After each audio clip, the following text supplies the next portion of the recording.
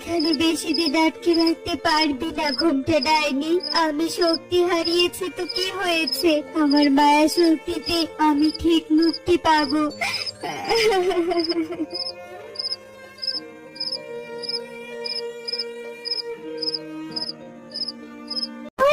ওই বুড়িমাকে সামনে আসতে দাও। বুড়িমা, এই বয়সে কি আর লাইনে দাঁড়িয়ে থাকতে পারো? আপনি বসুন বুড়িমা, খাবার নিন। মারে, তোর দ্বারা সবার কত উপকার হয়। সৃষ্টিকর্তা তোকে ভালো রাখুক, তোর দ্বারা আরো সবার উপকার হোক। আশীর্বাদ করবেন বুড়িমা। জয় রাজকুমারী টুনির জয়, জয় রাজকুমারী টুনির জয়। আপনি অনেক ভালো থাকবেন রাজকুমারী টুনি। আপনি আছেন বলেই আমরা একটু সুস্থভাবে চলতে পারছি। কি এত রাত হয়ে গেল, কিন্তু আমার চোখে ঘুম নেই কেন? এমন তো আগে কখনো হয়নি। কাল তো খুব সকালে আমাকে বন পরিদর্শনে যেতে হবে। না না, ঘুমানোর চেষ্টা করতে হবে আমাকে। রাজকুমারী টুনি, আপনি আজকে এত সকালে ঘুম থেকে উঠেছেন যে? হ্যাঁ, আজকে আমার ঘুমই হয়নি, তাই সকালে হাঁটতে বের হয়েছি। সবকিছু কেমন যেন আমার কাছে অস্বাভাবিক লাগছে। এভাবে দিনে রাতে আমার একদমই ঘুম আসছে না কেন? প্রহরী, প্রহরী, রাজপুত্রকে খবর দাও, আবার যে ঘুমাতেই হবে। এভাবে না ঘুমানোর কারণে যে আমি রাজকার্য ভালো করে পরিচালনা করতে পারছি না। কি তোমরা তোমরা এত রাতে কি করছো? রাজকুমারী টুনি, আপনার এমন করুণ অবস্থা আমরা কিছুতেই দেখতে পাচ্ছি না। আপনাকে দেখে আমাদের ভীষণ কষ্ট হচ্ছে। আমরা এভাবে ঘুমাচ্ছি আর আপনি কিনা ঘুমহীন ভাবে আছেন। হ্যাঁ রাজকুমারী, তাই তো আপনার কাছে এলাম। আসলে আমি অনেক ভালো গান গাইতে পারি। আপনি আমার গান শুনে ঘুমাবেন আমি নিশ্চিত। তাই নাকি? তাহলে এক্ষুনি গান শুরু করো সুখী। আমি যে কোনো মূল্যে ঘুমাতে চাই, আমার খুবই অসুস্থ লাগছে। কি রাজকুমারী, তবুও কিনা আপনার ঘুম এলো না? আমার গান শুনে তো কাকুলিও ঘুমিয়ে পড়েছে। আমি জানি না সখী, কোন বিপদ নেমে এসেছে আমার উপর। সবকিছু কেমন যেন ভুতুরে ভুতুরে লাগছে। আমার বোধ হয় আর ঘুম হবে না। তুমি বাড়িতে চলে যাও। রাতের আলোয় কেমন অন্ধকার, আমার তো কিছুতেই ঘুম আসছে না। যাই, বাইরে গিয়ে হাঁটাহাঁটি করতে থাকি। কি ওই দূরে কি যেন চকচক করছে, মনে হচ্ছে ওদিকে কেউ আছে। না না, আমাকে গিয়ে দেখতে হচ্ছে তো। রাজকুমারী টুনি, আপনি একাই বনে কি করছেন এত রাতে? আসলে খরগোশ, আমার ঘুম আসছে না, তাই বনে হাঁটছি।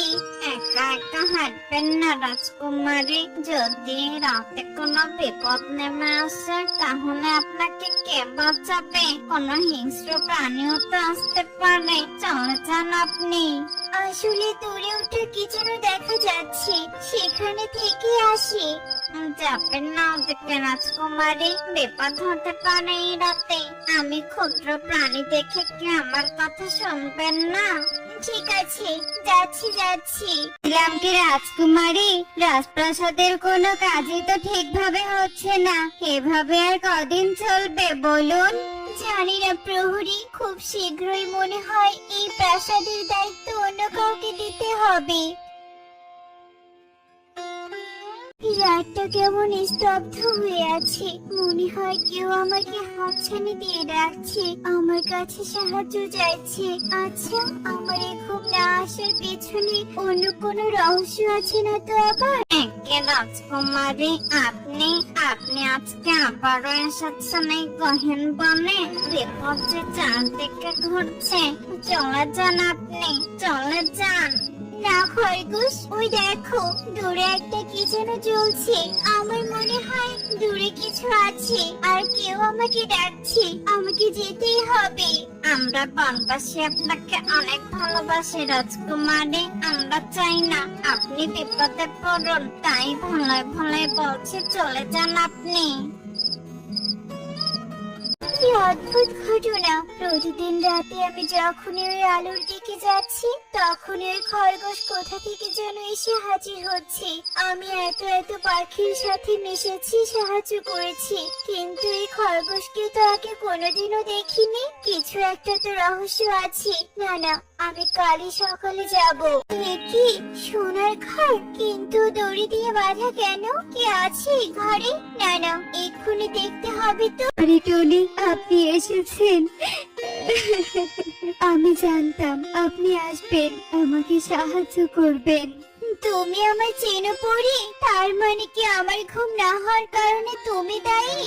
হ্যাঁ, আমাকে ক্ষমা করবেন রাজকুমারী। আমি জানতাম আপনি নিশ্চয়ই কোনো না কোনো ভাবে আমাকে সাহায্য করবেন, তাই তো আপনার ঘুম অদৃশ্য করে দিয়েছিলাম। আমি ভেবেছিলাম কোনো তান্ত্রিকের কাছে সব জানতে পারবেন। বুঝেছি, কিন্তু তোমাকে কে বন্দি করেছে পড়ি? আমার সবটা বলো তো। এক ঘুমটা ডাইনি আমাকে বন্দি করেছে।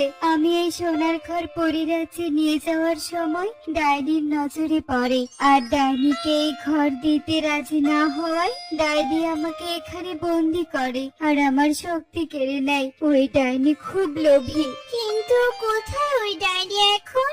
ওকে দিনের বেলায় পাওয়া যায় না, রাতেও খরগোশ হয়ে ঘুরে বেড়ায়। এবার আমার কাছে সবটা পরিষ্কার। এতদিন তাহলে ডাইনি আমার কাছে আসতো, কিন্তু পরি তোমার শক্তি ফিরে আসবে কি করে? ডাইনিকে ভরসা করলে আমার শক্তি ফিরে আসবে আর তোমার ঘুমও আসবে রাজকুমারী। ঠিক আছে, আমি রাতে তান্ত্রিককে নিয়ে আসবো। তুমি এখন বন্দি হওয়ার অভিনয় করতে থাকো পরি। তোমাকে অনেক ধন্যবাদ টনি, পারলে আমাকে ক্ষমা করো। আমি বন্দি হওয়ার আগেই দূর থেকে তোমায় জাদু করেছিলাম।